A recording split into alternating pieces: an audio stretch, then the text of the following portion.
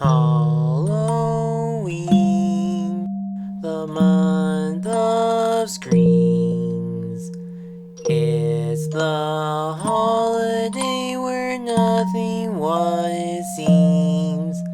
Tricks and treats of every kind. They bring surprises when it comes to mind. It's time for Cyber Wonderland after dark. Let's celebrate the holiday. It's time to embark. Dark tunes, movies, and video games to review.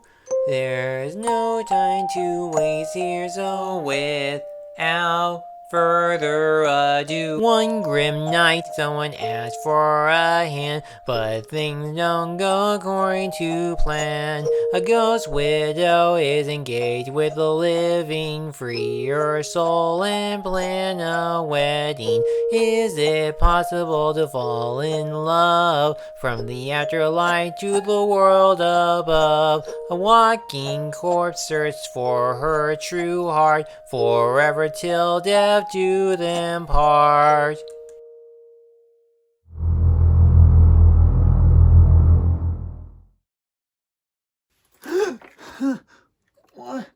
Where am I? How did I get here? Hey, buddy. Hey, you? Welcome to Stop Town.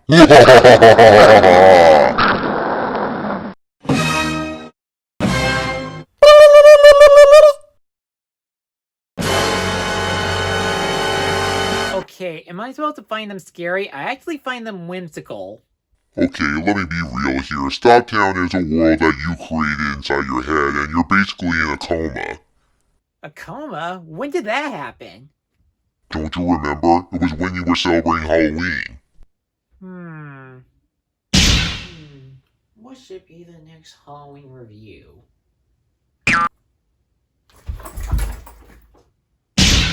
Quite possible. Wait a minute, why are you here? You're not a stop-motion character. I'm filling the role for Dev, where I have to decide your fate on either letting you live or end your life for good. So how are you gonna decide? Well, since you like movies, I have a proposition. I'm a fan of Tim Burton, and I'm tired of his recent films not receiving enough profit at the box office. If you can talk about one Burton movie that was a big hit and review it, I will decide your fate based off your analysis. Corpse Bride. Wow, quick thinking. No, there's actually a corpse bride behind you. Tim Burton is an interesting director to talk about. He's one of those creators that have a surreal imagination, especially with fantasy and horror films. You have a boy who brings his dog back to life, a man with scissors for hands, and a movie about a high-pitched, happy-go-lucky man based on a wacky series going on a wild adventure to find his bicycle. Some could argue that The Nightmare Before Christmas was his first animated movie, but no. Tim Burton actually produced it and wrote the poem it was based off. His first directed stop-motion animated movie is actually a hidden gem called Corpse Bride. This is one of those Burton movies that is seriously underrated and gets overshadowed by his famous and sometimes odd works even for him. Is it really a movie that deserves to be loved? Well, we're gonna find out here today. Welcome to another episode of the Wonder Reviews. Let's see if we can catch this movie like a bouquet of flowers. This is Corpse Bride. It's about a man named Victor, voiced by Johnny Depp, that is planning to marry a girl named Victoria, played by Emily Watson. He messed up his wedding rehearsal, so he heads to the woods to get some practice. He accidentally slips the wedding ring into a dead body's finger, and now he's engaged to a corpse bride, played by Helena Bonham Carter, causing him to fall into the land of the dead. So Victor must find a way to return to the land of the living and marry his true fiancée, Victoria. I'll start by saying that I like this original story. It's a unique tale about a living man proposing to a woman from beyond the grave, giving a sense of world building in both realms, and the interactions between them are pretty charming and heartwarming. But unfortunately, that's where my praise on the plot comes to an end. Well, it is an interesting story, but there are times when the execution gets thrown off track and makes it predictable. It follows the same romance trope that's already been done in other movies, like the nervous man trying to propose to the woman he's engaged with, the misunderstanding with the relationships, and the lie reveal where Victor tricks his bride into going to the surface world to see Victoria. And we had to blame the running time for being 77 minutes instead of an hour-and-a-half movie. It would help if there was an extra 10 minutes where we get more interactions on the main leads, which we were supposed to follow on this journey. There are many characters in this movie, but the main ones are considered the weakest of the cast. With Victor, he's just the awkward shy guy that is trying to show his affections with Victoria. He is also one of the most forgettable Johnny Depp characters. Give the others a lot of credit, I at least remember how wacky they were. Even his future fiancée Victoria is not interesting, and we barely see them have legit chemistry before the proposal. And get this, they're trying to get proposed the day after they first met. I always knew I deserved better than a fish merchant's life. But I've never even spoken to her. Okay, I saw this idea done much better in Frozen, and that girl is no Anna. I actually prefer Victor to be with the corpse bride named Emily because they share a connection and she is the best character of the movie. She has an incredible backstory about how she died, finding her true love, and a goal on setting her spirit free.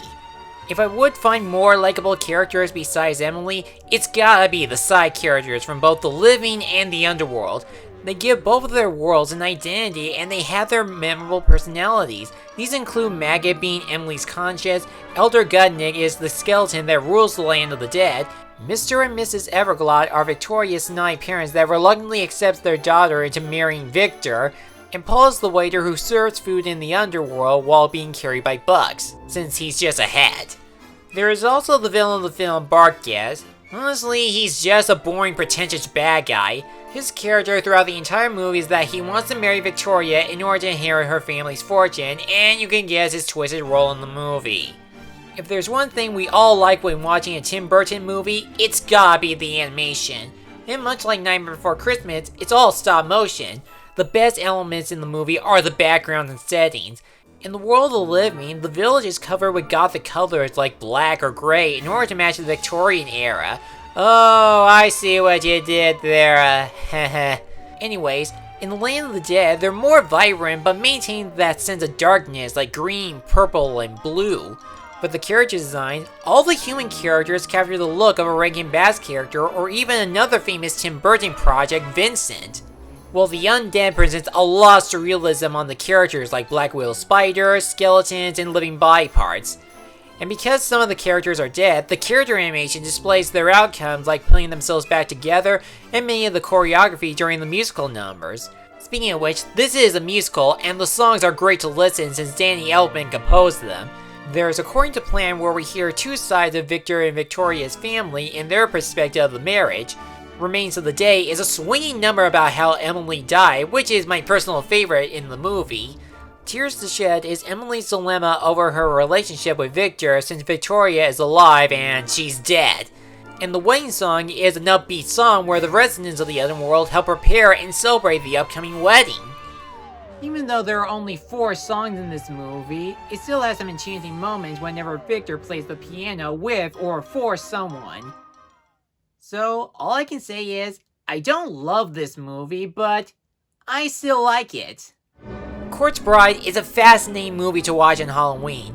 It ain't no Nightmare Before Christmas with a predictable plot and forgettable main characters, but still holds up thanks to the unique animation, memorable characters like the bride and the side characters, and some catchy and well thought out songs. If you're a Tim Burton fan or you're just looking for a spooky film to watch, you will like this. Although I might not hear those wedding bells, but at least this movie still gains a happy ending over this review. I'm gonna give Corpse Bride a B. So, what's it gonna be, Jack? Pretty good. Alright, let's get this over with. What are you doing? You're not gonna kill me? No, we had a deal. I liked it, so you're free to go. Aren't you one of those characters during my Halloween reviews where you accept my personal thoughts, but you end up trying to kill me anyway, but then I come up with a MacGuffin plan to make my escape from this deadly prison?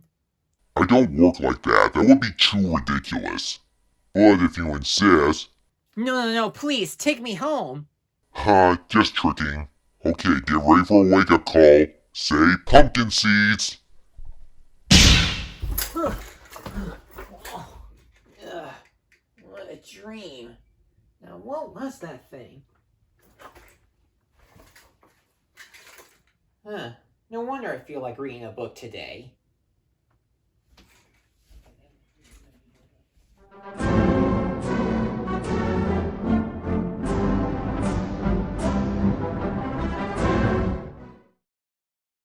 Thanks for watching this video. If you enjoyed this, feel free to like, comment, and subscribe me for a new review and other project every week.